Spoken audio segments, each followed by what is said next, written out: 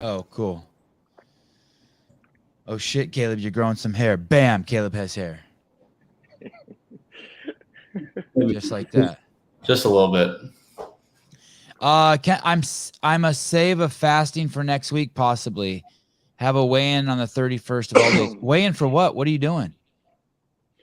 What are you doing? What are you weighing in for? Oh, where are you, Blade? You at the gym? No, this is my garage. Oh, that's nice. My daughter had a well-built fort, and that was where I was in last time. Was her playroom. I didn't feel like I didn't have it in me to break it down. How do you feel about the forts? God, I have a love-hate relationship with the forts. I have a love. My boys build a fort and then take all their toys and then dump them out in the fort, and it's yeah, it's like they want to move their bedroom into the fort. I'm like, dude. Yes, they do try to kind of finesse it into being a little bit longer and longer and longer into something. I like it just because of the little engineering aspect. Yeah. Like, man, she built like this fucking bridge out of Jenga blocks.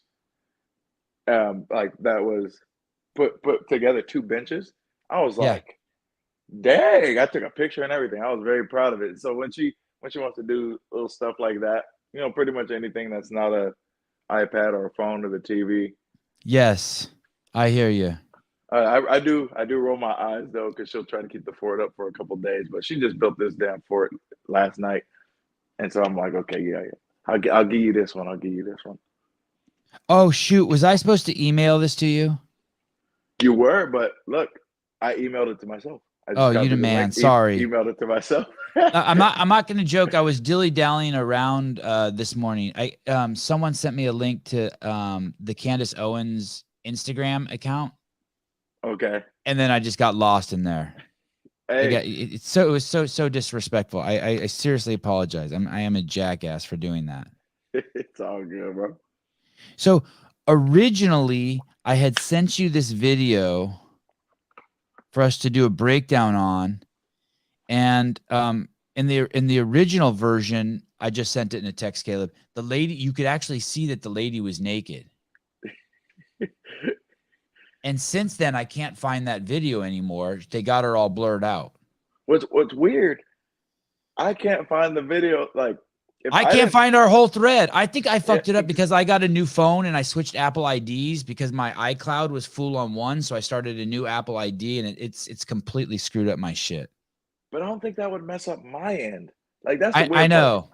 If I had looked at it myself, I would have thought, man, Sevan bullshit. He didn't send me no damn. Right. He didn't send me no damn video. Right. But I synced it. Yes. But oh well. Bizarre. It does make it more like you can use your imagination when something's blurred out, but when it's not blurred, you're like, it makes it more. Whoa, is this happening right now? There is a shitload going on in this video. Should I run it, Caleb, or do you want to run it? I can run it. Okay. I'm going to tell you first. I just want to tell you, we'll watch the video first, you guys, and I'm not going to tell you what I see, so that you guys can have an unbiased view. And but the one thing that I need to tell you is that the lady who's blurred out, I think she does have clothes on. I think she has a pair of shorts on, but they're pulled down past her butt and her vagina, and then she's completely naked on the top, as I remember. So that's the one thing that Blade and I saw originally that you're not going to get to see in this video. Okay. Action. Oh, and so sorry. One more thing, just so you guys know. So I have over the last I don't know, year befriended Blade first through a mutual friend and Instagram, and then we exchanged phone numbers, and then I think we FaceTime a few times, and so we built this friendship. And then I saw a video last week, and I said, "Hey, do you want to come on and talk about it?" And he said, "Absolutely." And then, like from the heavens, within 24 hours of us getting off the call, I got another video. I was like, "Oh shit, Blade and I got to talk about this one too." This is crazy, and I actually think that this is doing a service because Blade is a very tempered man of high moral values and ethics, and I am by any means fucking keep anyone dangerous away from my kids, and so he talks a little bit of sense into me. So I think it's a good service for you guys to see. Okay, action. Oh, and I don't know what city. Sorry, one more thing. I don't know what city this is. CPD, Chicago Police Department. I think it's Chicago. Okay. Yeah, that's what I looked up when I found this version. Okay.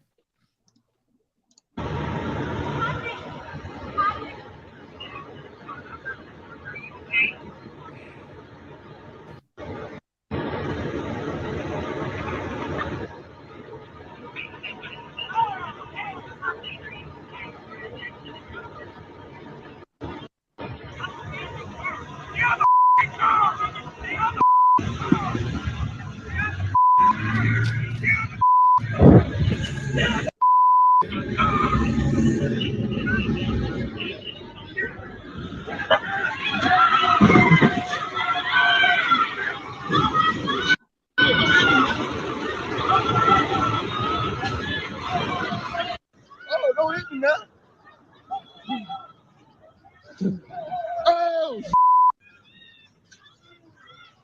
damn. You all right? You all right? So what I see is she's even barefoot.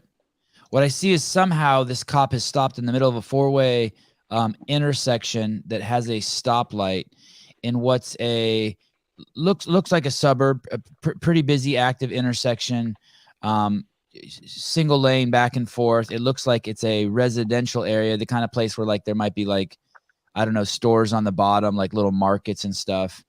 And a overweight police officer who's older, maybe he's 60, wearing a bulletproof vest, I'm guessing. He gets out of his car to talk to someone, probably to clear her out of the intersection. We'll hear Blaze take in a second. And somehow he gets on the wrong side of his car, wrong side of the door. She's right adjacent to the door. She opens the car door and she gets in the car, and he yells at her a handful of times, "Get the fuck out of the car."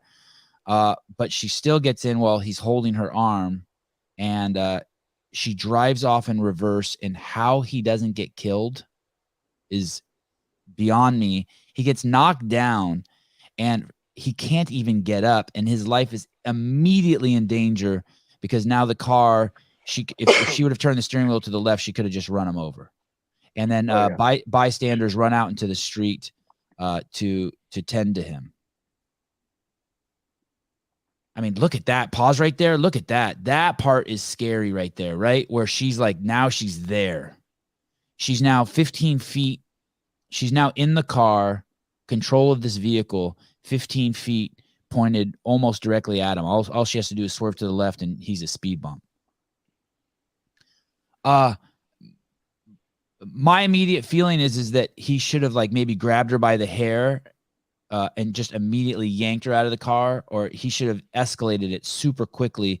And the reason why is, for me, getting into a crazy person getting into a car, and I say she's crazy because she's fighting with a cop. I think anyone fighting with a cop is, you have to kind of assume that they're crazy. And she's naked, and she's stealing a cop car. That's pretty insane.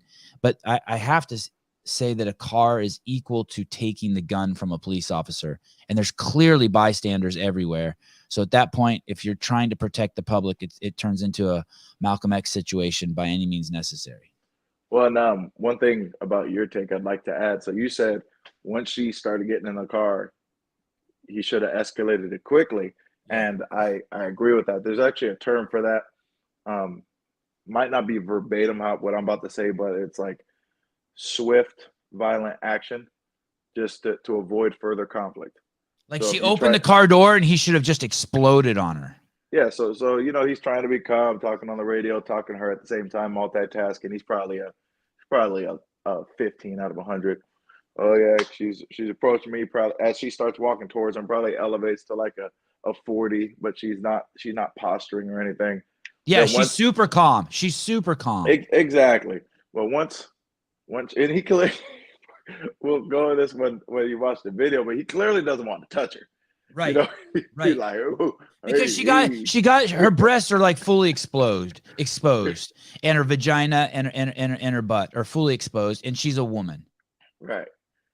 And we don't. I could almost. There's a saying, I can smell that picture. Like when you look at a certain picture, like I could almost smell the video.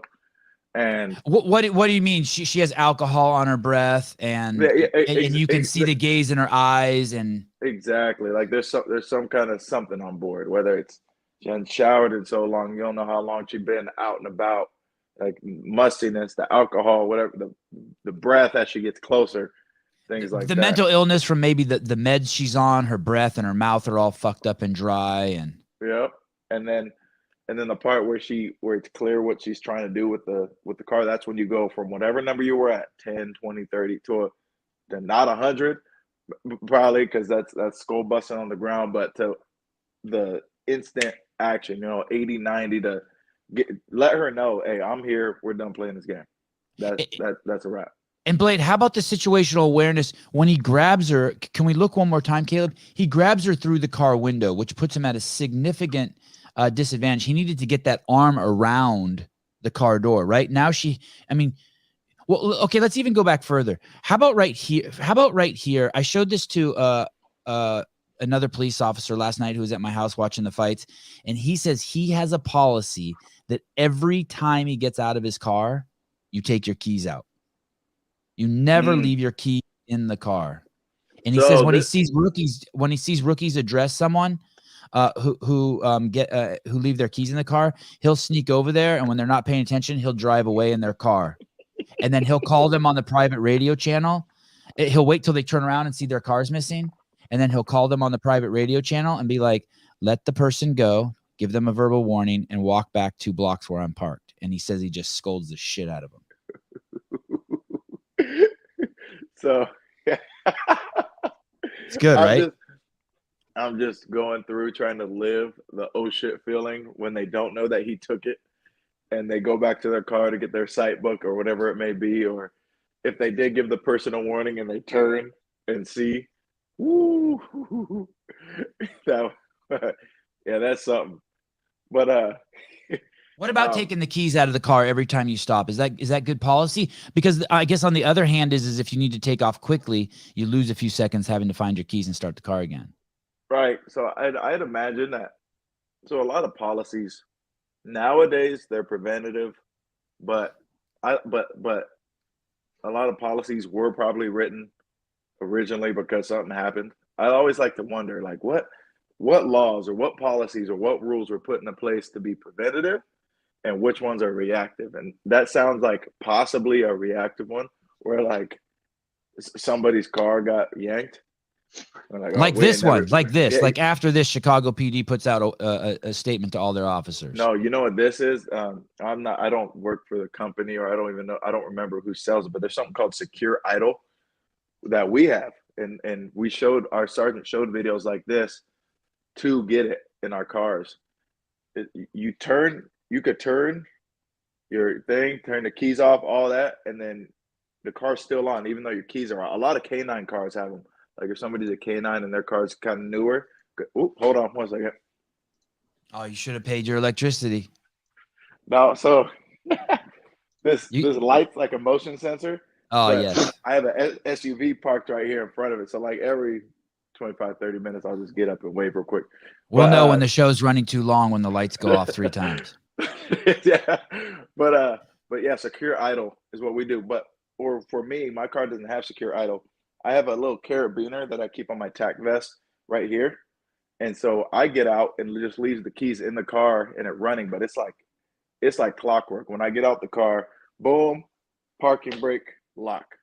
And I'll even hit it twice and then close the door. So then when I come back, I just unlock it real quick with my spare key. Oh, with your spare. Okay, so yeah. So two keys. Yeah, exactly. I have a spare key on a carabiner on my vest, and then my regular keys that have the keys to all the lockers and the sales and all that stuff like that.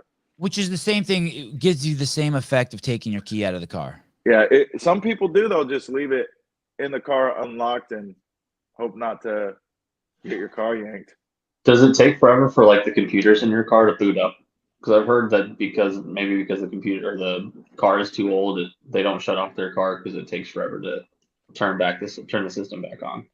In the older cars, definitely.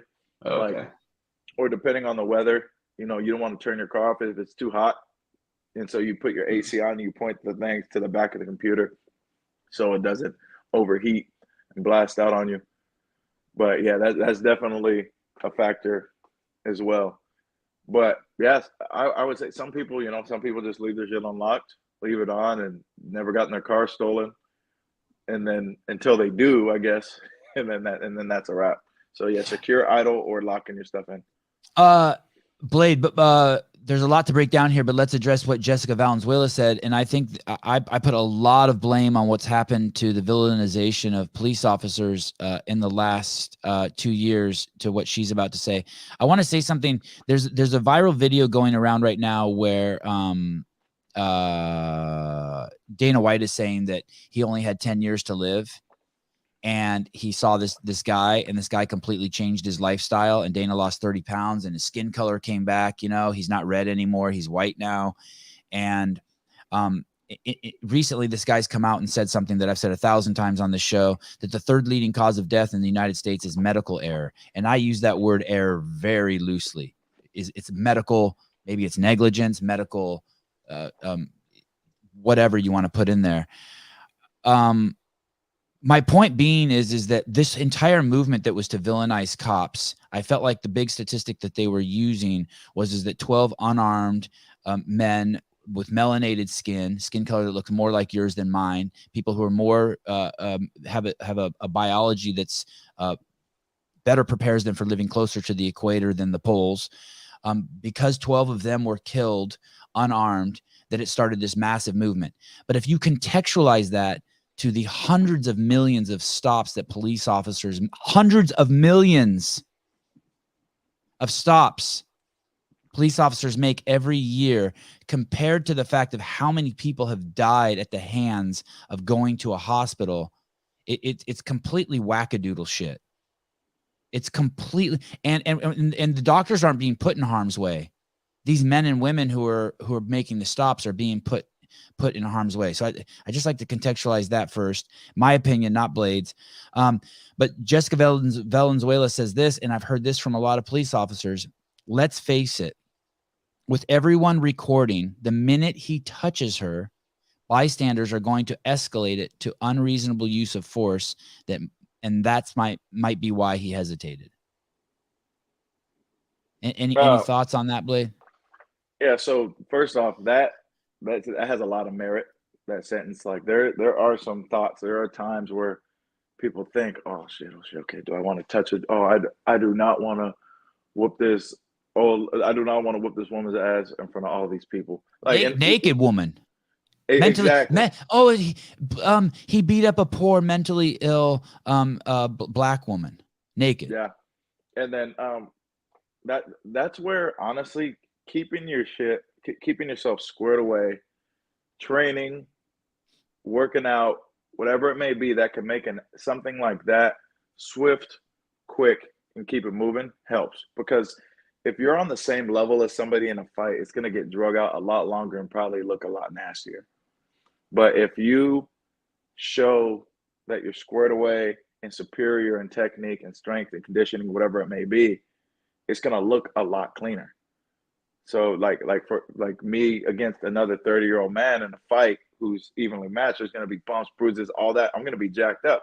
But if I'm wrestling around with my daughter, it's going to look swift, clean. She's not even going to get that injured. She's not even going to be injured in the matter, just moving around. So in a thing like that, the reason I say that is if he had been able to outmatch her to a level that I feel he should have, or as much as I would have, it would have been a lot quicker and swifter, like to the point where it wouldn't have even been escalation or mob mentality.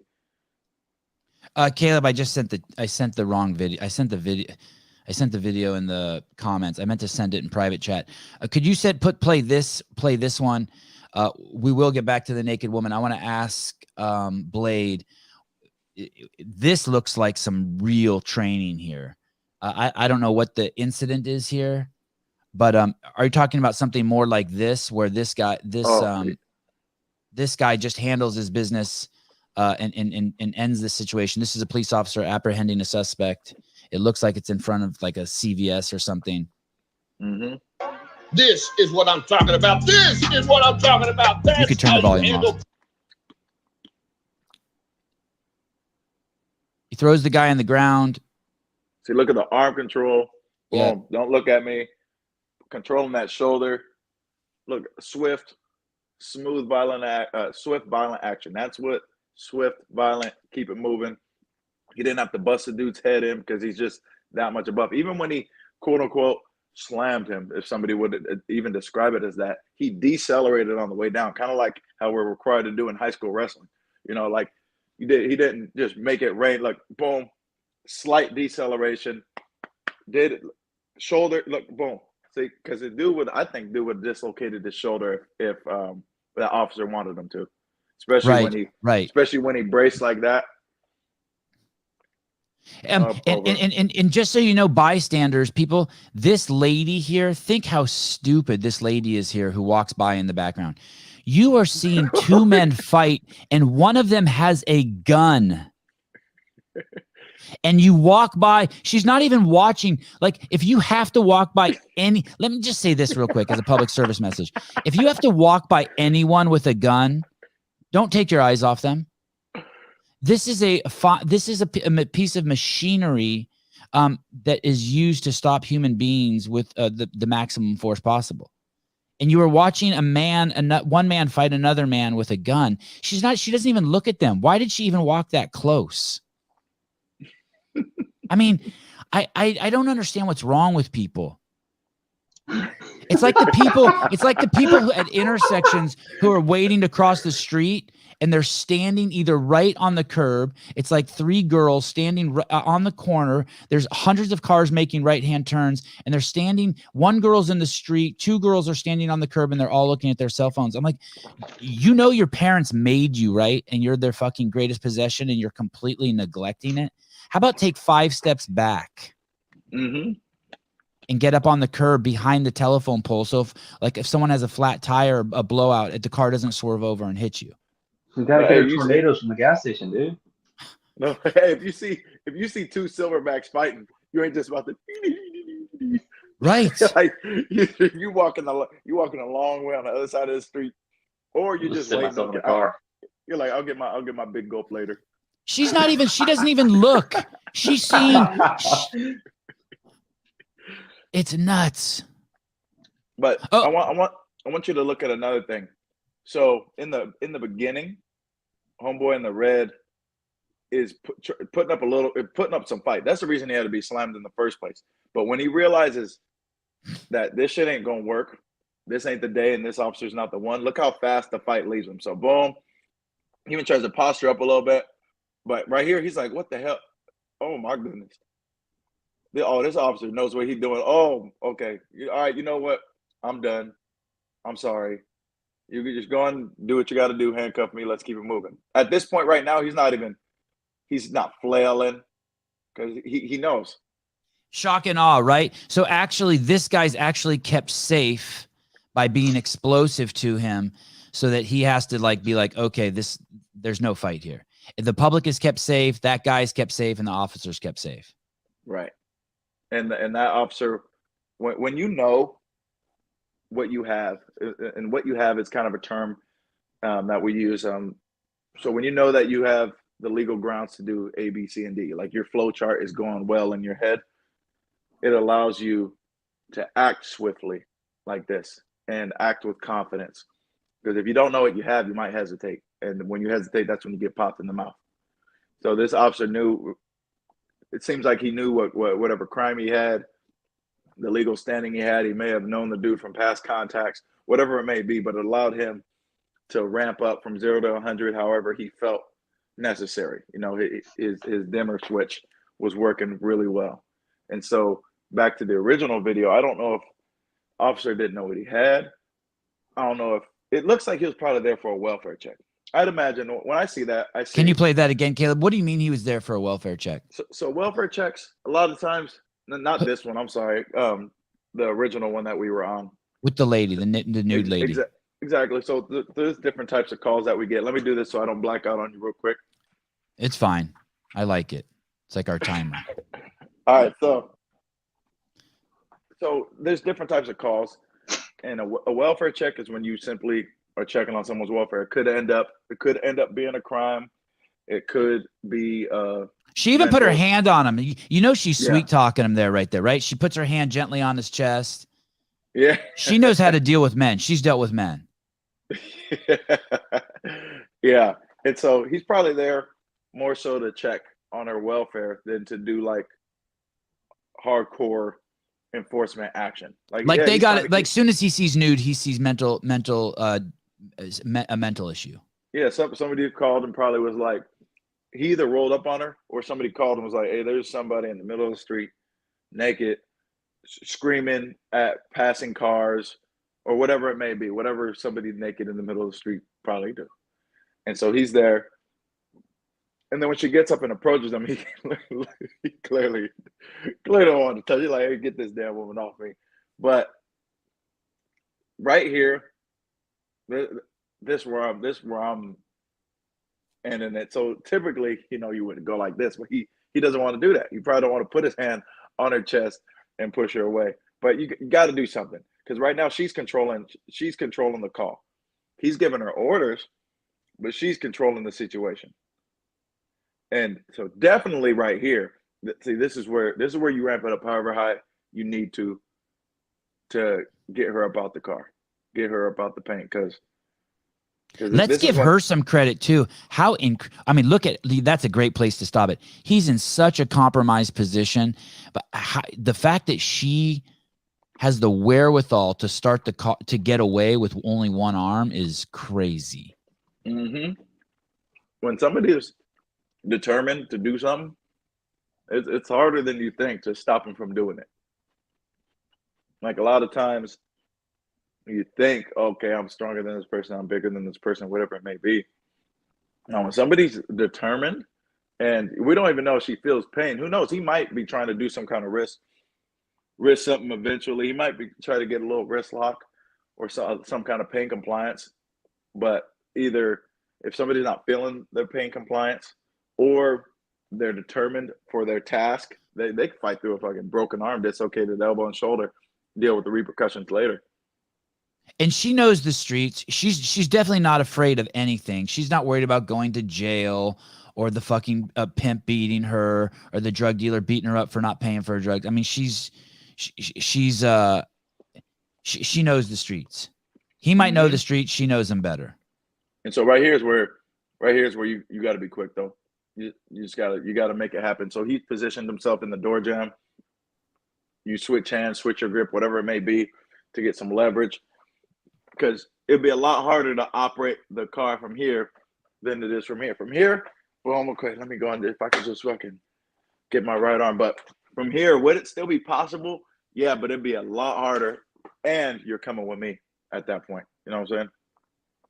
Do you remember last week in the video when the lady got into the tussle with the guy? It was a positioning issue also. She was on the street and he was 6 inches higher up on the curb. And we were both like, man, if you're going to pick a fight with someone, you want the high ground. And once again, this guy let the person that he's talking to, the suspect, get in between him and the weapon, the car. Right. He had bad positioning too. He didn't have wherewithal, situational awareness in the ring. Right. And then and okay, you got caught off guard. It happens. Now this is where you got to deal with it. Preferably, would this ever happen? No, but it did. We're here. What are you going to do? This is where training and keeping yourself squared away is important. So like my department's dope. Like we got a cool ass gym. We get allotted workout time. You know what I mean? Like it, yeah. And does everybody use it? No, but some people use it, and that's if I tell people, especially when they're on my team, I'm like, hey, I need you to be right, because one day I might be getting my ass whooped, and whoever's next, please be a +1.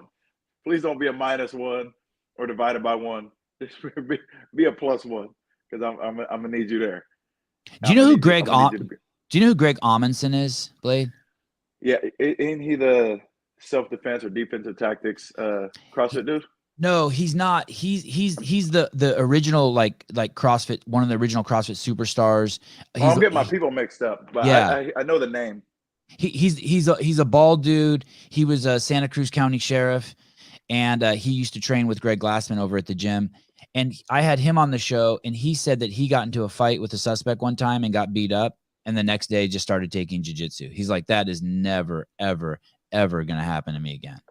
Yeah, and jiu-jitsu is dope, because so my background's more of wrestling, which is better than nothing. It's actually really good. It's a good tool to have. But those guys are currently taking over the jiu-jitsu scene, by the way. All the grapplers who are coming, the Division I grapplers who are coming, I mean, they're handling their business. Yeah. Well, in wrestling, quite often you turn your ability and strength into offense and domination. But the element I like about jiu-jitsu is you also learn how to turn defense into offense. And that element is so cool. Like, whether you need to buy time or completely reverse the situation. Because, yeah, when you're wrestling for a point, you don't want to be on your back. But let's face it, there may be a time where you're on your back, and rather than being a fucking turtle, like, oh, shit, what do I do? I'm used to just owning the situation. You learn how to be a G about it, and just, boom, okay, let me be calm. Because I know in jiu-jitsu, a lot of it's about like cool, calm. It's like fucking wrestling. If you're against somebody in jiu-jitsu who knows how to roll, and you don't know what you're doing, it's like wrestling a fucking snake. You know, there's always something like, how the fuck, I'm up here, how the hell did he get this? Or you think you're whooping ass until you're not. Well, I tell people too, a jiu-jitsu practitioner on his back with his legs up in the air, and you're on top of him, you are not safe. Right. And to have daughters in today's society and at least not consider putting them in jiu-jitsu, I mean, that's the last place you want your daughter to be, is on her back with her legs in the air. But if she's been doing jiu-jitsu for 5 years, fuck, you better pray for the guy who's on top of her. Right. Because they're fucking deadly from the bottom with their legs up in the air. I'm speaking from experience with this, not as far as getting in a fight with somebody in jiu-jitsu, but when I'm training and I have, I tend to bring people in, like I'll work out. I'm actually working out before shift today. When I work out before shift and I have somebody working out with me, right when we start getting that tired point, I'll yell out, hey, remember, there's somebody right now whose main goal is to whoop your ass. Like, they ain't going back. But so it's gonna be between them and us. You know what I mean? Ideally, we're both unscathed, but that's why we train. And that's what I try to remember. Being jacked, being strong as fuck, all that stuff, having a fast Fran time, whatever it may be, is a bonus. It's definitely fun to talk about with your boys and stuff like that. But when it comes down to it, that's why you're doing it. And if you can remember that, then you're good. Because I have a friend, he's like, fuck, Walker, you get stronger as you go. It's like, because as I'm getting tired, that's when I remember that shit. What I heard from a friend of mine is at the gym at the Santa Cruz County Sheriff, they have a picture up on the wall of a police officer who was recently killed in an ambush. They called the police officers there, claiming that to a house, claiming that there was something going on, and that wasn't going on. And the police officers rolled up on it, and they shot and killed the guy who first showed up on the scene. And they got this guy's picture up on the wall. And my friend says that anytime he remotely starts to get tired, he looks up at that picture. And he just remembers, like, okay, we have to. And to speak to your point, Greg Amundsen was the fittest man in the world for sure at some point, in 2006 before the CrossFit Games. And is he standards? What fucking standards? Is that him? On the every second counts. Was that him? Oh, no. That's Greg Amundsen right there. Okay. Okay, cool. Oh, that's a dope ass picture too. And he looks like look at that picture at the look at the one with the top of his back. I mean, he is a fucking cannonball. He's built like Yoel Romero. Yeah. Oh my God. You know? Yeah. And they, For those of you say who know the front is UFC, for yeah. show. Front is for show, back is for dough. And he said it was fucking pointless. He said it was like all his fitness did was made it that it took longer for the guy to beat him up.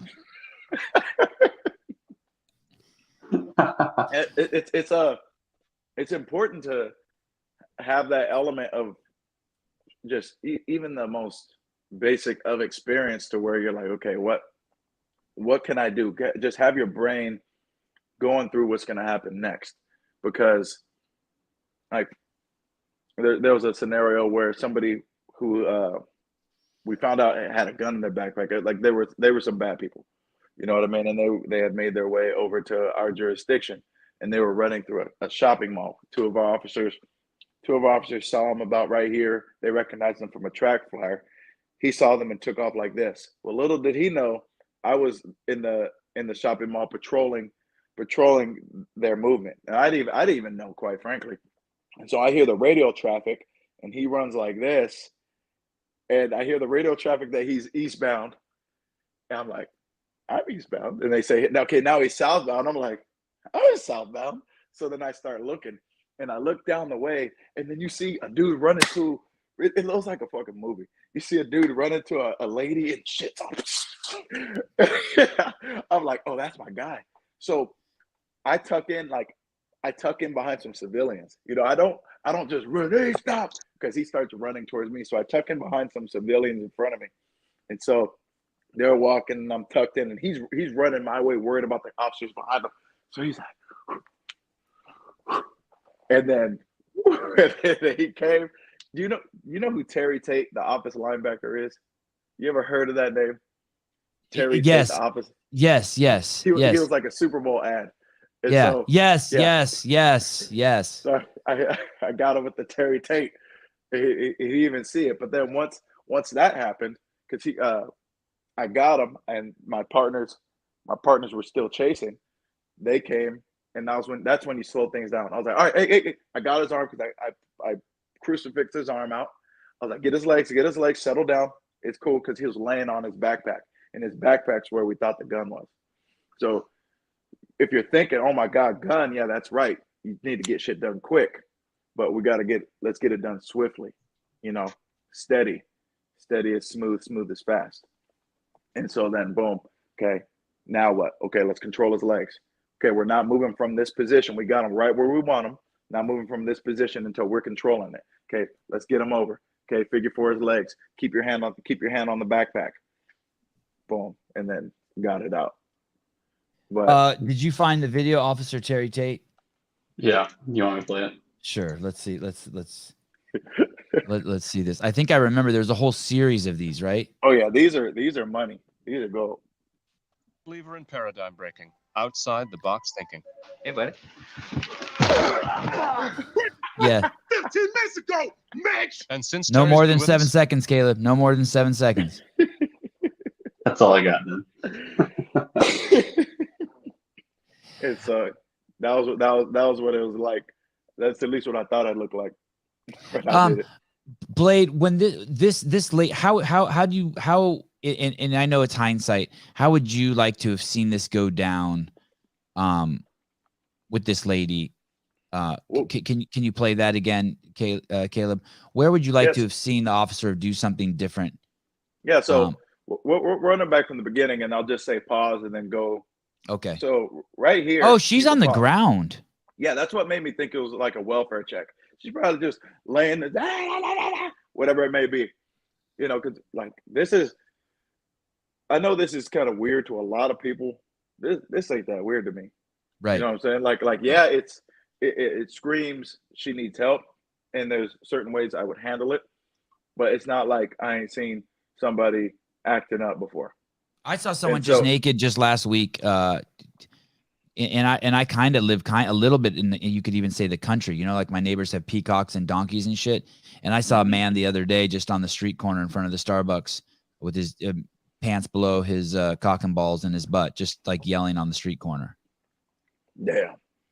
So with this welfare check, to be honest, right now, I'm not even leaving from behind my door. I'm opening the door, probably posting up. Chicago's a lot bigger than where I work. Where I work, I might not even know the person. Right. Like, I'll just use my own. I want to talk about that too. My friends who are police officers, that's exactly right, that we don't realize. When they drive down the street, they're like, okay, I arrested that guy. I pulled that car over yesterday. Oh, that guy ran from me once. I could address that. He says he just drives down the street and just sees just like his years of history just everywhere. I've been in that house before. Those people have a couple that fights a lot. Like, they know shit. Yeah, so I'm like, Sevan, what you doing naked in the street, bro? What you doing, man? Who knows? Maybe he does know, or maybe that's why he felt comfortable enough for her to walk up on him. I'm not sure. Or he just really didn't want to deal with the naked woman. Because like I said, Chicago, that's probably a lot of people, a lot of stuff going on. But this cop, if he's done some things, and he might be 5 minutes from retirement, and he just like, Lord, please just let me get up out of here. Right. Let's just get this woman out of here. So you would have stayed behind your door. Yeah, right now I'm probably still behind my door. There's no reason. Like, I'm just talking because he's probably 2 feet closer to her than he is right now. If he were to be behind the door, not behind the door. And when you're behind the door, she ain't gonna get in the car. What you gonna do? Pull you out the way? Right. Nah, so you're even eliminating that. So yeah, I'm probably kicking her behind the door. Got me a nice low cover just in case. Now she's obviously not armed, but yeah, behind the door, kicking it, talking. And when she stands up, that is a form of escalating. Oh, right there, now, he probably told her, "Put your hands on the." See, and that's exactly what I was thinking. So he's controlling the car. He's like, all right, hey, go to the front of the car, put your hands on the car. But then he doesn't address it. You know what I mean? Like, like right there, he's controlling the car. And she complies. Look at her. Yep. She complies. But then, due to lack of action, she opens the gate and walks back and starts doing stuff. So I actually do like that. Our cars have a push bumper. I would have been like, hey, just go and sit on the push bumper for me. Said, okay, so when she stands up, that's a form of escalation. The entire situation has changed once she stands up. He tells her to put her hands on the car. She feigns to do it basically and puts them there for a split second. But then her next move is kind of brilliant, right? From just that female to male just relationship. She puts her hand on him. She de-escalates him by doing that, right? Yeah, like, yeah, call it. Hey, honey. Hey, honey. Yeah, she may have disarmed him. Yeah. Hey, don't worry. I don't even know what's being said. And like we said, her breasts are out, and that's like something that can throw any man off. Yeah. And then here, play a little bit more, Caleb.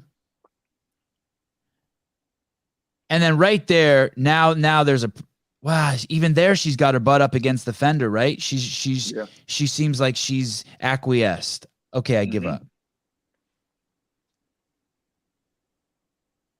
And so right there, it's over right there. That's no. Even if he goes, so there's a car. Even if he goes, boom, slams the door shut. Slams the door shut. Exactly. Doesn't hurt her. Doesn't hurt him. Nothing. If he's like, for the people, he was afraid to do whatever it may be. Nah, right there, just open palm, hand on the door. Boom, we're not doing that. Then with that hand, boom, you're going in cuffs. What about right there, putting his arm around her neck and pulling her back? So, not the worst move. However, the whole George Floyd thing changed so much, and so the neck is lava. You know, the floor is lava. Yeah. Now, if you need to use it, if you need to do something to save your life or legitimately protect human life, then do what you got to do. But yeah, in a situation like this, or make it so obvious that you're not around her neck, grab her shoulder to where the elbow might be like kind of down here and pull her back. Personally, her arm is already out and extended. I'd probably get control and be here. Okay. and then go against the car. Matt Burns, I love these perspectives. Thanks, Blade. You're a good dude. Appreciate you, baby. Okay, a couple more seconds, Caleb, or one more second. Okay, so let's say that he couldn't do that because he was fiddling with his radio still. It's hard to tell with the blur. Yeah, because he couldn't shut the door and he couldn't grab her arm, and now she's in. Say that again. I said, yeah, because he does have a handheld. See, like my radio is attached to a mic. Yep. And so I'd be able to use my hands freely, but it looks like he's a little more old school and is using a handheld. And so he probably is feeling like, oh, wait, hold on. He probably didn't want to drop his radio or put it on the car, or I think he might have tried to tuck it away if you play it a little further. But either way, it looks like he's a little occupied. His attention's being divided. I'd also like to point out that the officers I know, they're impeccable in their dress and their appearance and everything. Not only is this guy overweight, and I don't mean to be petty, but look at his pants. He hasn't even taken the time to take his pants to the seamstress and get that shit so it fits on him and he presents nicely. He looks he looks a little like he's one shot of heroin away from being homeless himself. And that's it. So we call it command presence, and that's a factor. I've had actual people tell me. So there's one dude he's jumping fences and peeking in the backyard. So he hasn't burgled anybody, but he's definitely a problem within the neighborhood. We respond to the scene. We're looking, and I find him, and I put my car in park, and I get out the car, and I say, "Hey, bro, don't do it," because he clearly was getting ready to run, and he sat his ass back down. And we safely arrested him and took him. And on the way to jail, he's like, "Hey, can I tell you something?" And I was like, "Yeah, what's up?" He was like, I was thinking about running, but then I saw you was in shape and you was black, and I was like, "Oh no, he probably fast. He gonna get me." He has more situational awareness than the lady who walked by in the other video. Yeah, it's so that stuff does work. And we have another known runner. My sergeant from like 4 years ago still owes me a Pokeball for this because he had a felony warrant and he always runs. Well, I knew where he stayed. He was a homeless dude. I knew where he camped out at, and he looked at me. I was like, "Hey, bro, I'm not the one. Let's just go." And he told me. I told him on the car ride. I was like, "Hey, I'm glad you didn't run. Thank you for not running. I'm not condoning that. However, I thought you were a runner. Was there a reason that you didn't dip on me?" He's like, "Oh, I probably would have gotten caught." I was like, "Yes." He assessed you. He assessed you. And I was probably like 26 too. I had time. I would have been, yeah, that would have been a bad idea. But that stuff helped. That stuff does work. You train. So if you do have to get in that situation, you can handle it swiftly. You're not hurt. They're not hurt. And you keep it moving. However, you don't get in you don't know how many fights you don't get in because you're locked in and you're squared away. I'm just naming a couple where they verbalized it, but you don't know when you're at a domestic violence call or you're at a downtown bar fight, whatever it may be, and somebody's thinking about it, and then they see you. You know what I mean? Got a little veins popping out your forearms. You're carrying yourself well. You're confident. You're postured well. Yeah, postured well. Shirt fitting right. Things like that. Versus, the opposite.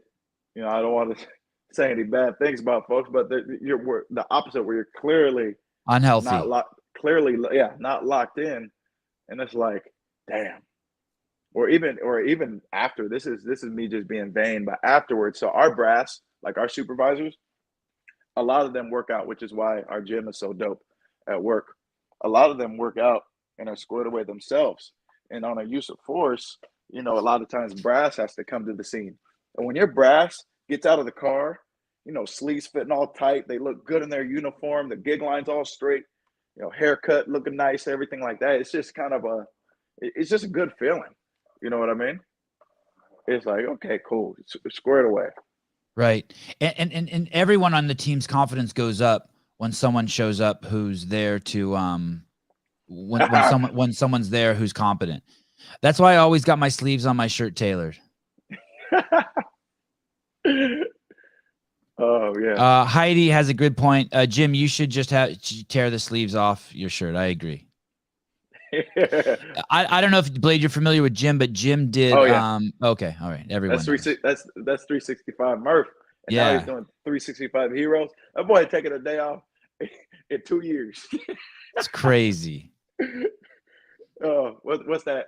There's a meme. It's that beast mode. You mean awake? Yeah, right. That's him. Right. So let's go back to the video. Blade, this is the second time I've seen this in a video where an officer goes down around a car that the suspect's in the car and the officer doesn't get up. Is that because he's so badly injured? Do you think he broke his leg or something? Like if I got knocked down and you were in the car, I would start rolling I would do anything I could to get out of the fucking street. Yeah, like you're on fucking fire. Get out of the line of Yes. fire. Get I would get be out of the way of the car. Yeah. Why isn't this guy getting up after he gets knocked down? Well, one thing we forget, we take it for granted because we keep ourselves squared away. Getting up, especially considering this dude's weight and his age, Yeah. it might not be easy. Like he might even have trouble putting his shoes on in the morning. His back hurt, his knees hurt. On a good day, his back and knees probably ache. He probably doesn't. He can't hinge well.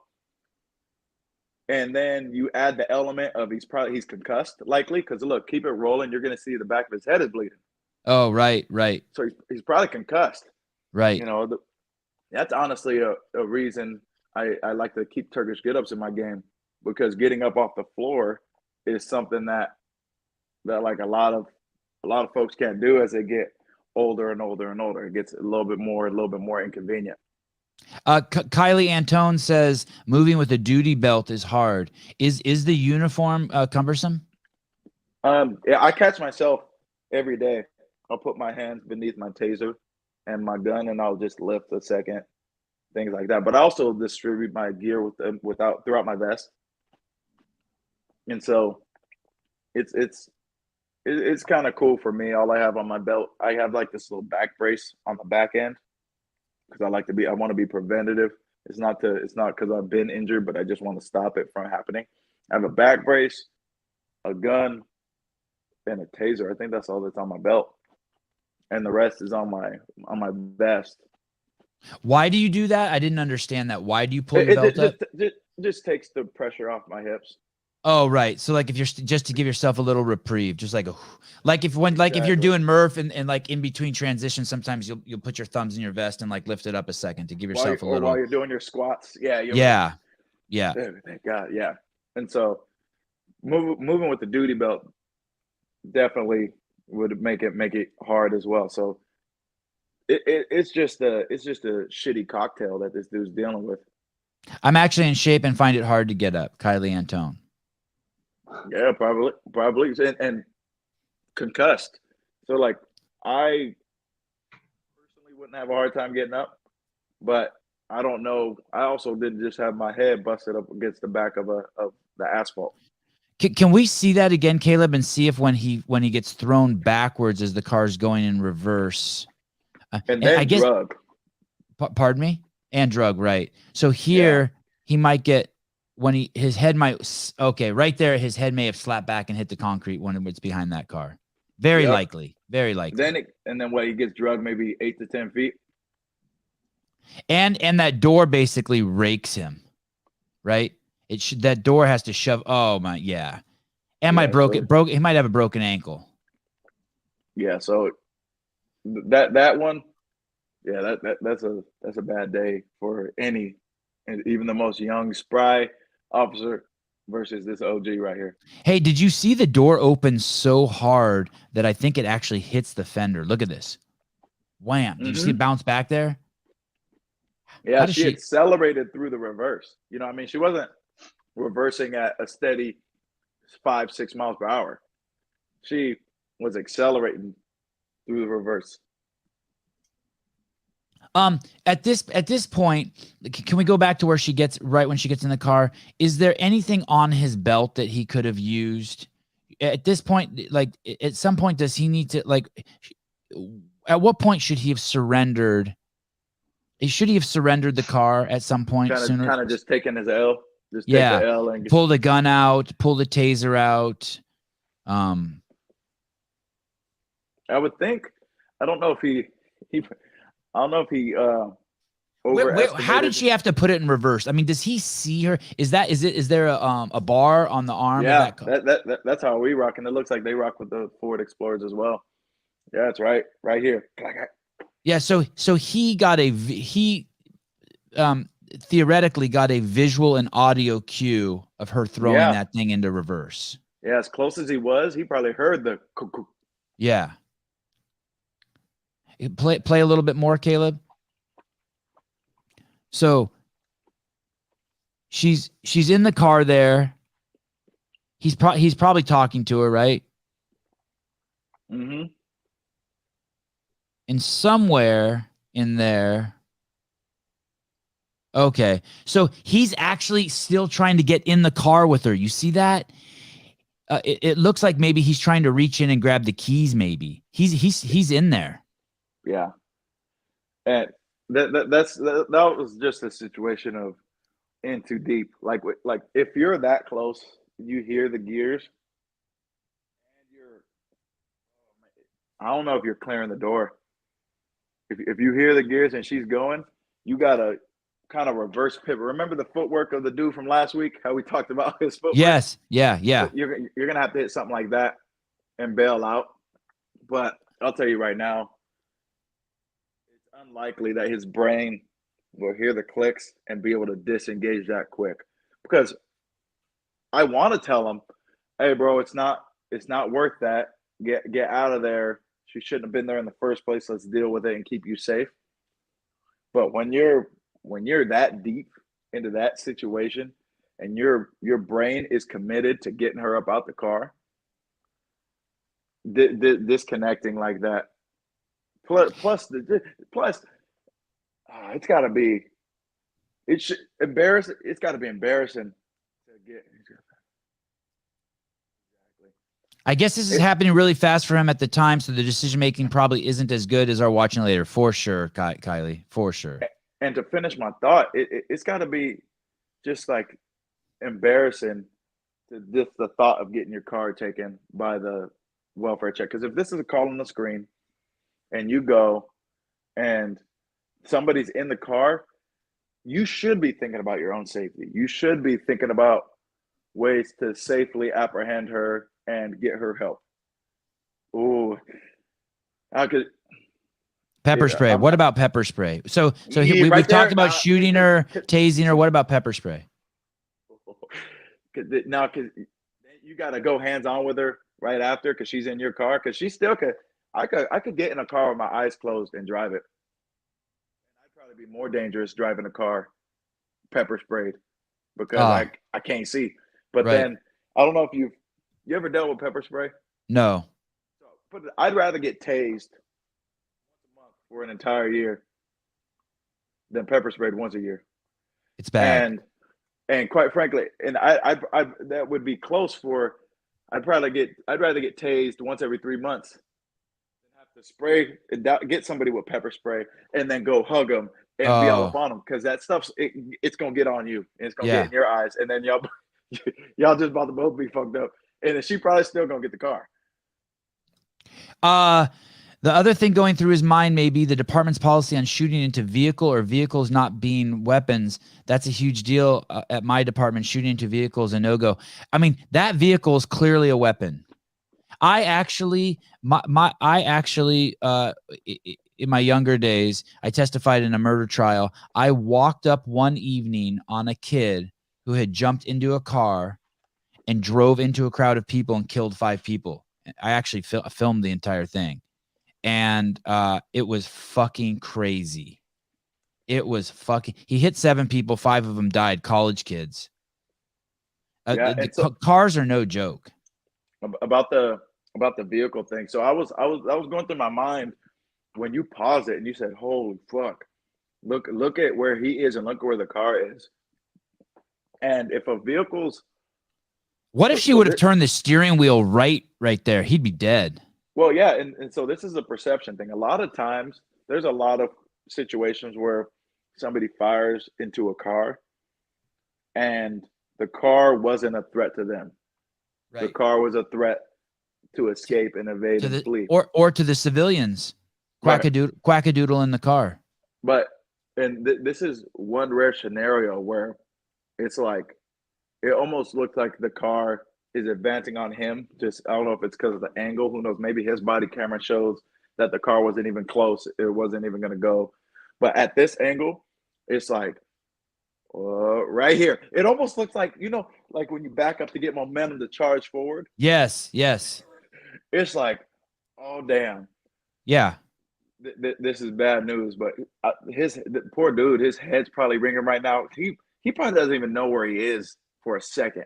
Right. His OODA loop, his brain pattern was all thrown off. His thought pattern. He's just worried about, oh my God, this hurts. My head is ringing. What's going on? Where am I? My police officer told me the other day that he was on one of the busiest streets in our town. It's just a street, main thoroughfare that takes you straight to the beach. It's 3 lanes in each direction, and he called in license plate, and the guy had a felony warrant, and he turned on his lights, and the guy swerved over 3 lanes and started running in his car. And the officer told me he just turned off his lights. He said, "Hey, I'm not doing that. I'm not putting. It was during a rush hour. I'm not putting the public safety. I'll see him again later." And then I said, do you go to the guy's house? He goes, "Yeah." Then I went to his house, but you can't just go in because I don't know who's driving the car because I didn't get a visual on him. I can't just go in there and just arrest the owner. Right. So, but I thought that part of me was like frustrated that he didn't chase, but then part of me was like, well, in this situation, this guy should have he had 2 options. He either needed to slam her right away or he needed to back out of the chase sooner. Right. And so in a scenario like that, there'll be times where we just put it on the radio. Hey, somebody just, I lit up a car, this plate, they just did a very unsafe vehicle maneuver. If there's another unit in the area, maybe assist me on an area check. And then, yeah, if you can't get them, then you'll get them next time. Because that's good. That's good on that officer. That's good on that officer to safety to have first. Have that kind of mindset going on. Because if he would have done that and crashed into a fucking car that was occupied by 4, with a toddler or something like that, that would have been a bad day. I was another friend of mine went to SWAT training, and I guess they have SWAT training in Los Angeles and in Sacramento. Oh, SWAT school. SWAT school. Yeah. And he was saying that there were officers there going through the program that couldn't do a single fucking pull-up. And he also said that they used to send you home for that stuff, but they don't anymore. He says at SWAT school, they used to have like a physical fitness test. And if on day 1 you couldn't pass the test, they sent you home. He said it's not like that anymore. He says it's bad. Damn. I know it's not even a SWAT team then. Yeah. I know. Well, because damn. So for us, when you make the SWAT team, then the next goal is to get you into SWAT school. So then, because then you get some certifications there. But even to be on the team, we have a PT test. Like you have to do you have to run a mile in kit and rifle. Obviously the rifle's dry and inspected and everything like that, but you have to run your mile. You have to do pull-ups, you have to do dips, you have to climb over something, you have to crawl. Like, basically you have to show that you can do something. They even take the heaviest dude. Like, it's not a set weight, it's not a dummy. You take the heaviest person and everybody has to drag. This year it was me. They're like, "Hey, Walker, how much you weigh?" And then, you had to drag me however far, and which I was a fan of because I'm an actual person. I'm not a 155-pound dummy. And so, and to go to SWAT school, not have Oh, that's number 2. Go to SWAT school and not have a pull-up locked in. That's wild. A police officer just texted me and said that at his first shooting, a guy tried to run him over. Mm. And he fired Yeah. into the windshield. Right. And so, yeah, like, And he said he got in trouble for it.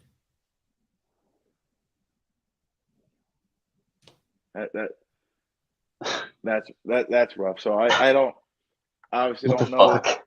The thing Yeah. is that the thing is this from the civilian side. When my mail lady pulls up to my house, and I meet her at the mailbox, she'll say to me, "Hey, can you not have anyone park in front of your mailbox so that when I drive by, I can just drop the mail in?" As a, that's the right thing to do. That's a part. I don't be like, "Fuck you, bitch. I can park wherever I want." It's a partnership with the civil servants. I guess that's what they're called. She worked for the government. She's delivering mail to me. She has a fucking job. I clearly see she's a 70-year-old woman. No problem, ma'am. We won't park here. No, not a problem at all. So that you can go by. When I put my garbage out, my garbage cans have to be distanced 1 foot apart or 2 feet apart, and they have to be facing a certain way. So when and it has to be out by a certain time. And I have that partnership with the garbage man. When the people come by and they want to hang the things in my tree to see if we have fruit flies, because we live in the agricultural empire here in California, I let them. I say, yeah, go ahead and hang the fly trap up there, because they're looking for stuff that could damage crops locally, like any like those rare flies that they don't want around. For some reason, people don't want to do the partnership with police officers. They are not giving them the fucking partnership that they deserve. And and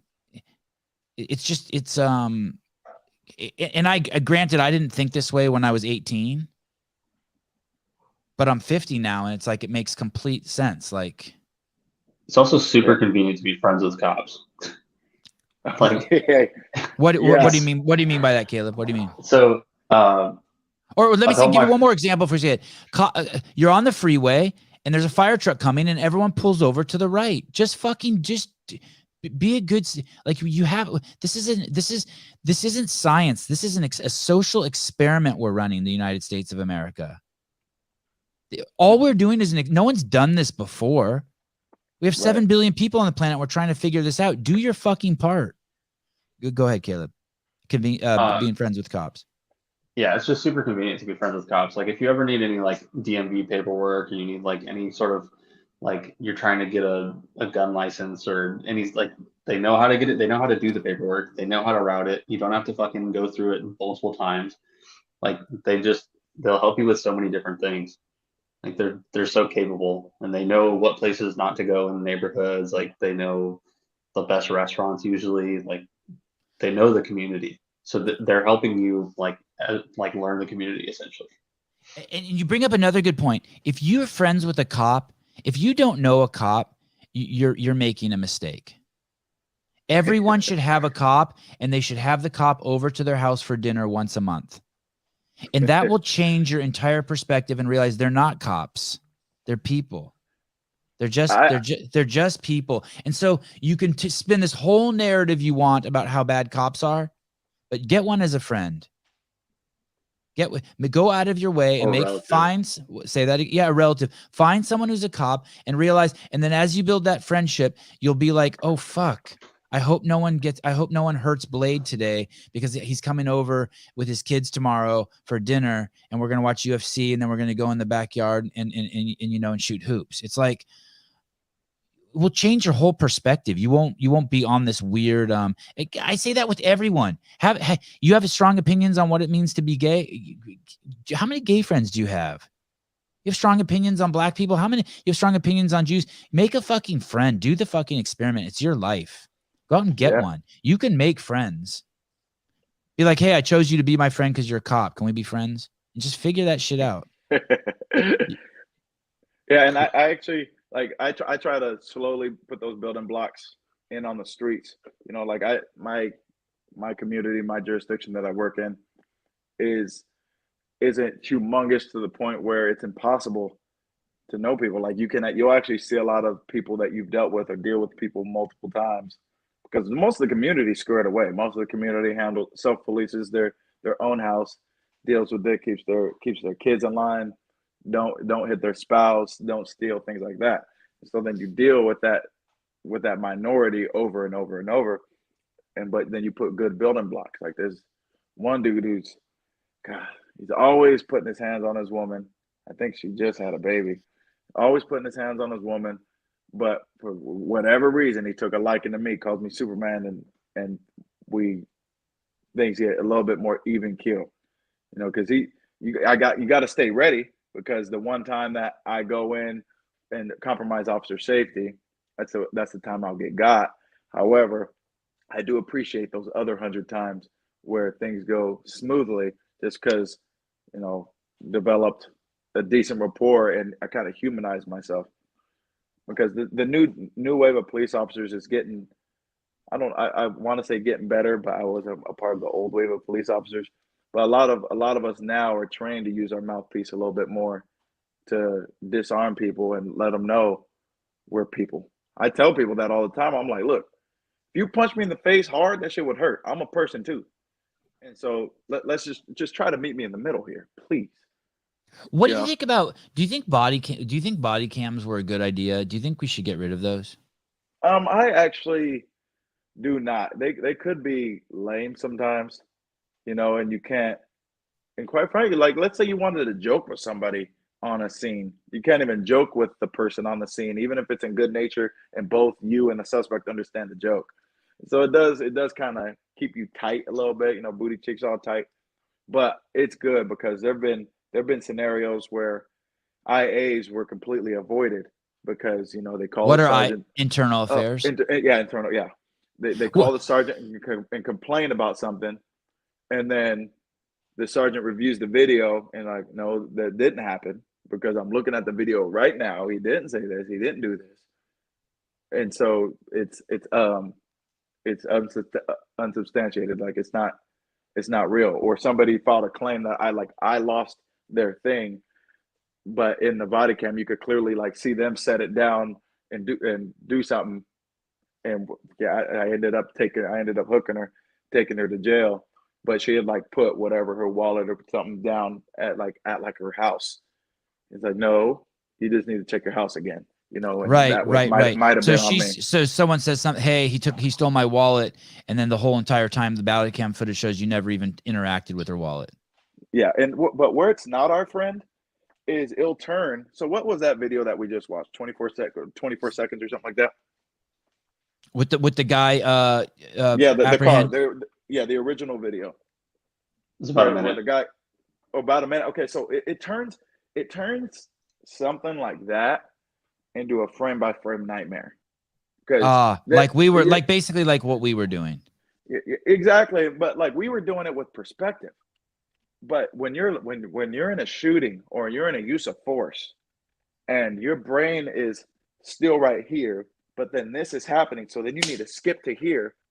You don't get frame by frame of I didn't see that cap right, because for airsoft guns, they look ridiculously real. I don't know the upside of having an airsoft gun that looks exactly like a real gun.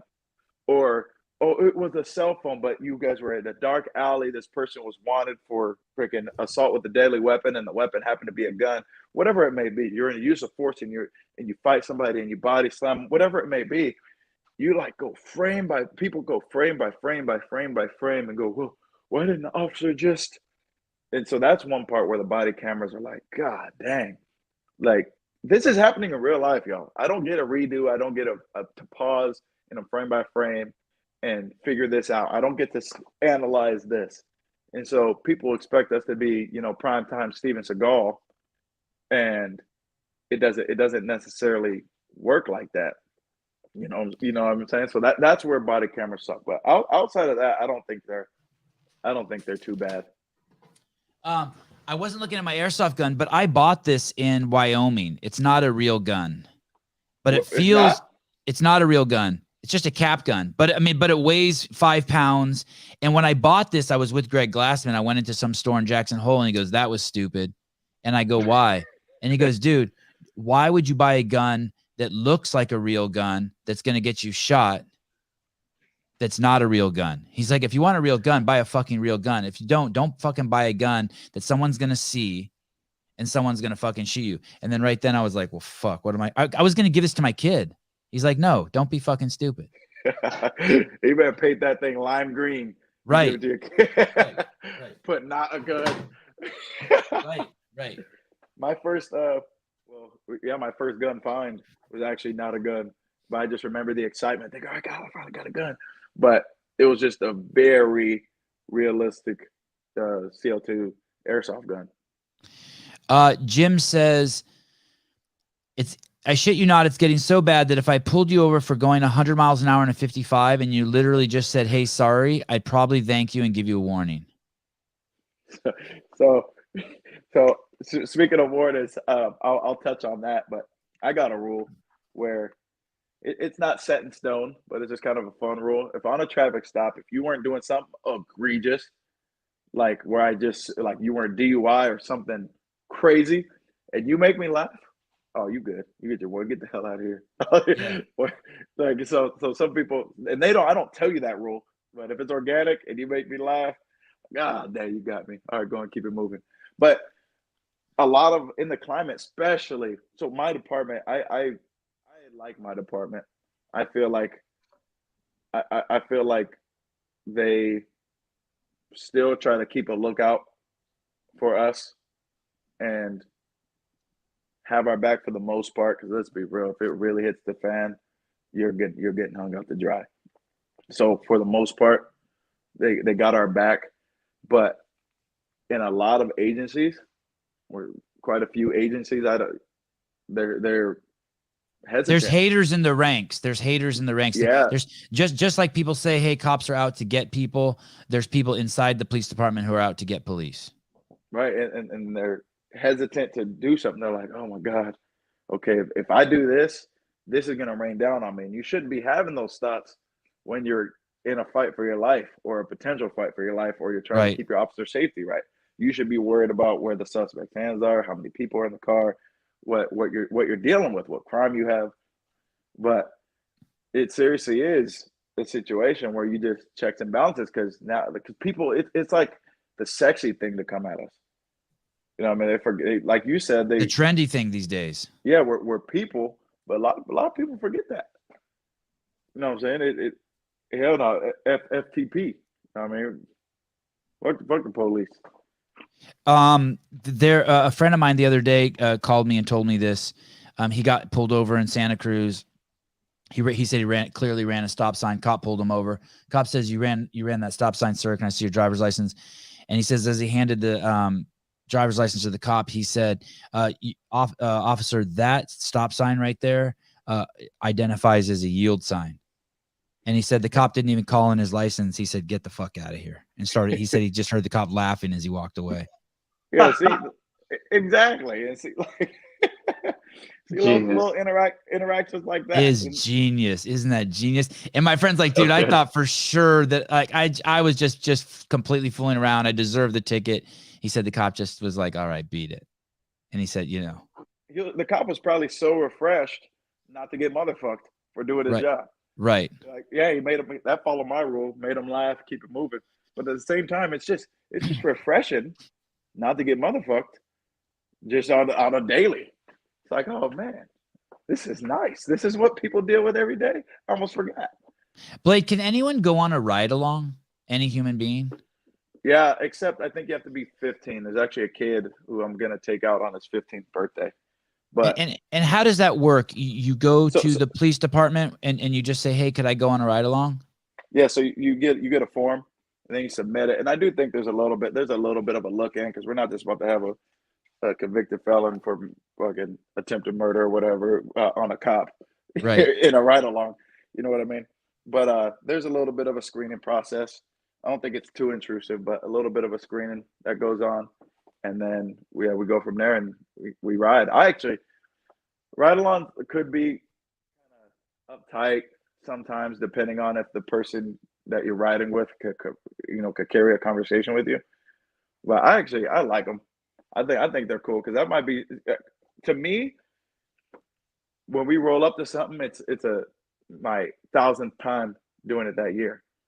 But to this person probably never seen a meth pipe in their life. They probably never seen a gun in person. They probably never seen drugs in person. They've never been in a traffic stop and felt the chill of your spine. We don't know who's in the car that just pulled over. And they're watching like right then and there, like, oh my God. I actually tell the person, like, hey, Yeah, look. it's something you do 50 times a day, but until you're in the car, you're like we see traffic stops on the side of the road all the time, right? You're driving around, but until you're in the car with the cop and they pulled someone over and you're like, oh, fuck, he's going to go up to this stranger's car. It's a whole different thing when you're in the car with the cop. And, yeah, and it helps keep you sharp because sometimes I'll talk them through whatever. Okay, so this car, I'm going to stop them for this, and I'm going to try to set this up and this. And I'm giving myself a refresher because a lot of people that have coached something know that, like, coaching it helps sharpen up your skills if you're doing it for the right reason and you're doing it the right way. And so I'll let them know what I'm doing, why I'm doing it. If this happens, this is what I'm going to try to do, but I'm going to try to do this to prevent that from happening. And then I go about it. And I'll come. I remember one time I came back in and the person was breathing hard. I was like, you good? Like, yeah, I was just a little nervous. I'm like, it's all good, baby. What is there any consensus that that you get from the people who do ride-alongs, like a perception shift or any feedback you get? Oh, that's a good one. Our community's pretty squared away. They enjoy us. So during that whole for defund the police thing, we got an overwhelming amount of support. Actually, yeah, we had some intersections blocked for protests and things like that. But no, but what I mean is like the people who go ride-alongs with you, like, is there like the same thing that they say to all of you, like, oh my God, I didn't realize how scary this is, or wow, I didn't realize how, like, I went on a ride-along and I just couldn't believe how fucked up the general public is. Like the stuff that people say to police officers that I saw was insane. Like people who are clearly guilty, no registration on their car, 4 kids in the back seat without seatbelts, and the cop pulls them over, and the lady gets out and starts screaming at him. Yeah. And I'm like, what the fuck? Yeah. What? Yeah. So that I just couldn't believe, I just couldn't believe how rude people were to police officers. Like just on not even on the defensive, on the offensive. Mm-hmm. And that definitely happens where they're like, wow, I had no idea of this, or why did this happen? And then you answer, oh, really? Holy shit, you guys can't do this? Yeah. You guys can't do this? Yeah, that's one, because a lot of the same civilians that think, why didn't the officer just do this? If they were presented with that same situation in live time, they would have done the same thing to defend themselves. And right. Even a ride along puts you that much closer to it, so then you could kind of understand. You're actually there in person. You see their mannerisms. You're fearful because, quite frankly, the cop is your partner for that day. You're fearful for your partner as well. Then you feel the little bit of adrenaline. You feel your heightened senses a little bit, and it kind of opens your eyes. Yeah, we've gotten some of that, and it's really cool when you see them in a safe way a year later. And like, hey, Why do most people do ride-alongs? Some people, we've gotten ride-alongs because if somebody's lateraling over, they kind of just want to get a vibe of how we do things and how a shift is with us. Some people do ride-alongs because they just want to educate themselves on what it's like being a police officer. Some people like that. They're not all little kids, but like that 15-year-old, he wants to become a police officer one day and kind of see what it's like. We'll have a 24-year-old or somebody after we've recruited them for an entry-level position. They're like, yeah, could I do a ride-along? I'd like to see what it's like over there. Then you show them the department, and you take them for a ride and things like that. Did you do a ride-along before you were a police officer? I did. That's actually why that's a big reason I'm a police officer. A good friend of mine, he's a lieutenant right now, and I believe he was a newly promoted sergeant when he gave me my ride. It was pretty cool. I was like, and so it was showtime from there. I did a ride along just on my own, and then I did a ride along as well, a couple ride alongs with the department that I was going into. When there were all the riots going on, like in Portland and in Ferguson, and they were building in Oakland, and they're burning down hundreds of millions of dollars worth of our tax dollars stuff, I had this idea that anyone who has sent a letter previously to their congressman or city councilman, if you've written a letter to your politician, I'm going to give you a pass on throwing that fucking Molotov cocktail into the federal building. But if you haven't, if that's your first course of action, that we're going to fucking lock you away forever. Like I really felt that in my head, like, oh, you're protesting? What steps have you taken? It's like if your kid leaves the refrigerator door open and the first thing you go over to him is just start beating him. No, that's not the first course of action, actually. The first course of action is to be like, explain to him, show him the electricity bill, be like, hey, I pay for the electricity, and then show him the food bill, and I pay for the food. And you left the refrigerator door open, and the eggs went bad, and this is costing us more money to keep the fridge cold. Then the second course of action is maybe to make him eat the rotten eggs from leaving the door open. And then maybe the third course of action is a fucking ass whooping. But to just go from, you've never done a ride along with a cop, and yet you have all of these fucking opinions about police officers. I seriously, I even remember with this cop, we got a call, and there was a restaurant that the alarm was going off at. It was early in the morning, and we rolled up, and the door was open to the restaurant. Someone had gone in the back door, and this female fucking cop gets out of the fucking car and goes in the restaurant. And I'm like, is she fucking nuts? And it was nothing, right? And then she came out and it was nothing. She called the owner. They came and closed it. But I was terrified for her. She went in solo? Honestly, I can't remember. Maybe she waited for a backup, but they went in. And I didn't like it. I'm like, why does she have to put her life on the line? I didn't like it at all. Yeah. Right. And but people, you don't think that, like you're saying, until you're in the car. And you've had words with this cop, and you've started to build a relationship with them, and now all of a sudden their life's being put in danger. You won't like it. It's funny that about you saying that. I almost shot a mannequin clearing a building one time. Wow. It's dark. Oh! It was like a Halloween mannequin looking all big and scary as fuck.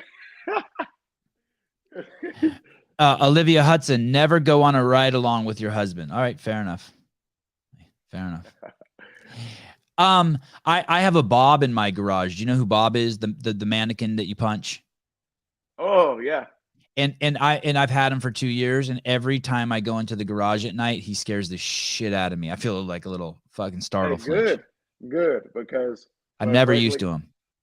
Exactly. And keep that, because if hopefully it never does, but if something does happen, at least your senses are heightened a little bit to deal with it. Joy House, I'm in justice studies in college. What a great podcast. I'm in Canada, but what we deal with has similar situations. These careers are hardcore but rewarding.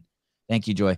I always wonder about Canada too, that if crime has seasons and the kind of crimes, because it's so cold in Canada and places in Canada that if you go outside, like I can't remember where I was, not Ontario, not Toronto. I can't remember where I was, but I was somewhere in Canada for something, doing some filming.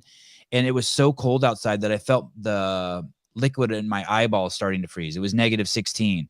And I felt it kind of getting chunky and crusty in my eyes. And I was like, what the fuck? You can't be doing outdoor crimes. Oh, weather 100% affects some stuff. So like when I was on training, I stopped a car. It was a good stop. I walk up to it. And it, for some reason, in movies, when it goes from 0 to just all that raining, I used to think, oh, that's fake. That don't happen. No, I get out the car, and halfway to the car, boom! And so I'm on train. So I'm like, I got my jacket. I'm trying to keep my officer safety. I know I got eyes on me, and I'm talking to them. I get their license. I get all that, and I walk back to the car. And I tell them, I'm like, what the fuck was that? And so I have to get rid of like the first few tickets on the thing, because I was outside the door. And they got And then- soaked. And they got soaked, so you had to peel them off. Yeah, and so then I finally get to dry, and then I get out the car. So it had seized a little bit in the time that I was writing the ticket. I was like, oh, it looked like it was just fly, like a crazy ass cloud that went by. I bullshit you now. I get out, boom again. I literally I put the ticket book down. I walk up to the driver. I go, I don't know who's got what kind of God's son you are or whatever like that, but you are not supposed to get this ticket. So just get out of here and get home safer, because they weren't DUI. They weren't. I didn't get those vibes from it. They were just, I forgot. I even forgot the violation.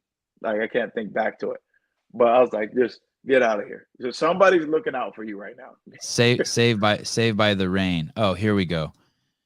Depends on where you are in Canada. I'm in Saskatchewan. -40 has less property crime, but more violent crime. Okay, because people are inside the house when it's -40, and probably more domestic violence.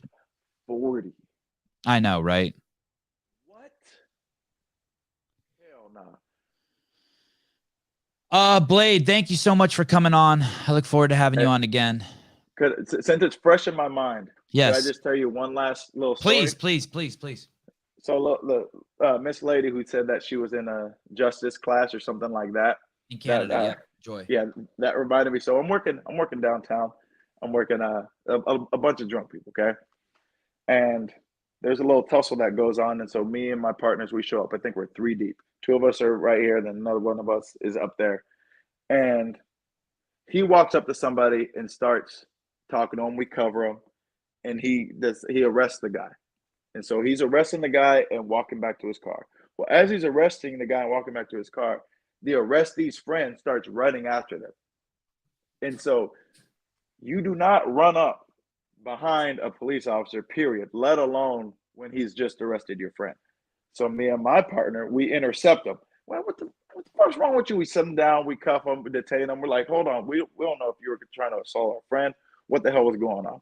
So we're talking to him, and he goes, officer, I'm a law student. I don't know if you know that. So I suggest that you uncuff me immediately.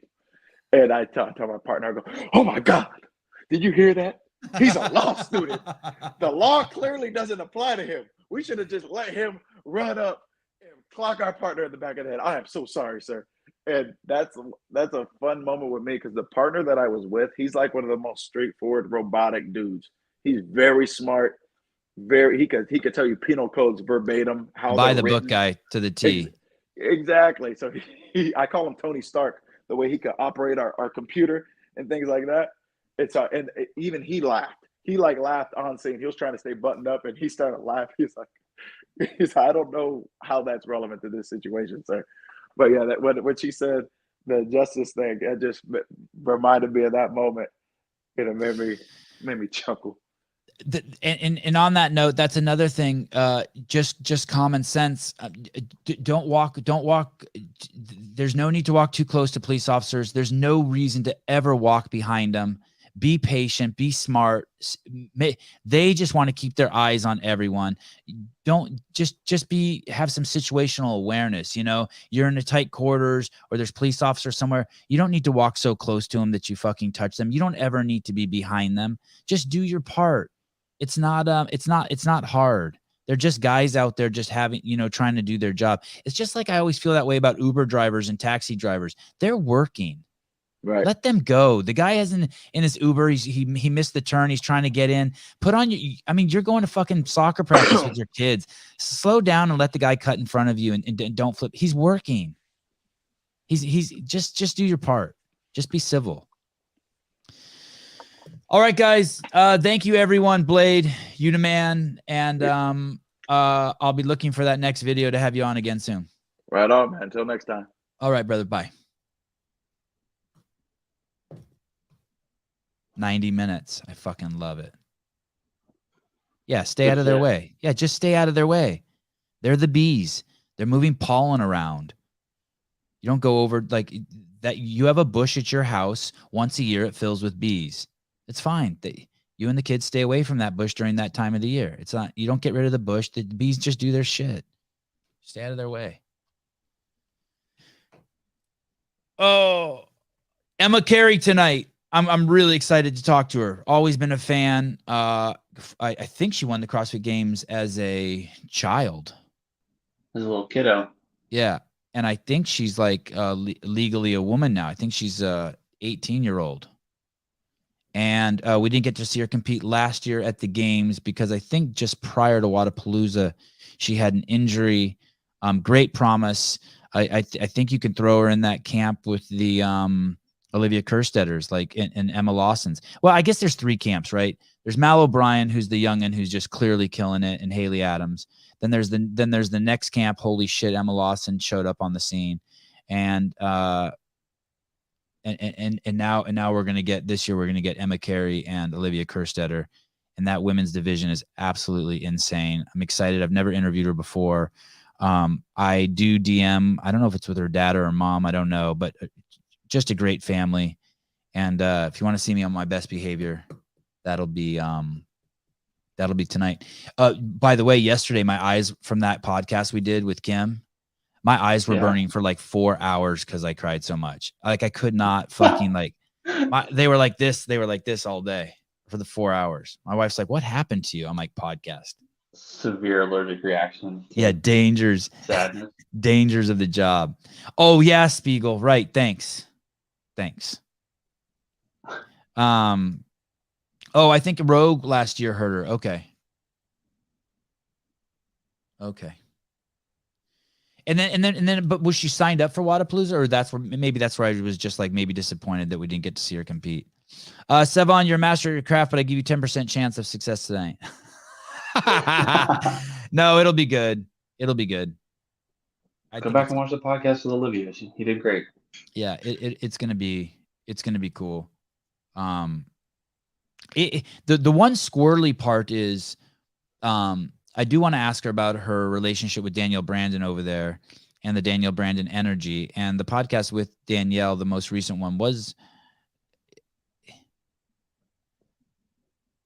it's more aggressive. Danielle's significantly more aggressive than I am. I mean, if you were to if Danielle and I were both in the room together, she'd be the alpha male.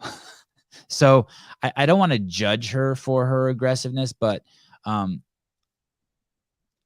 do want to ask Emma about it, but I don't want to put her on the spot. I'm not trying to create any weirdness or beef between them.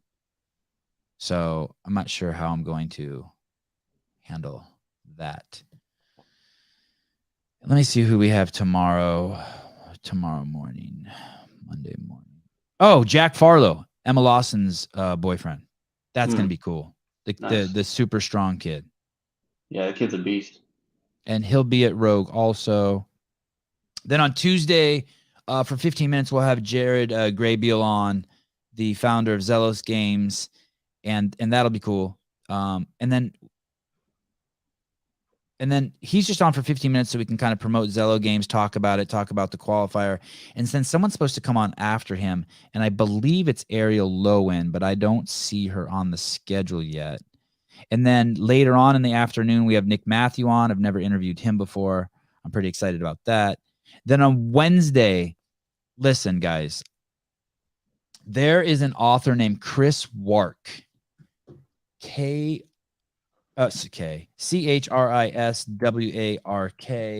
Chris Wark, and he has a website called Chris Beat Cancer, and he has a book called Chris Beat Cancer that I'm reading right now. Yeah, that's him, and it's a blue book, and it's you can get it. It was written in 2018, and it was it's on Audible. Oh, he has a bunch of books.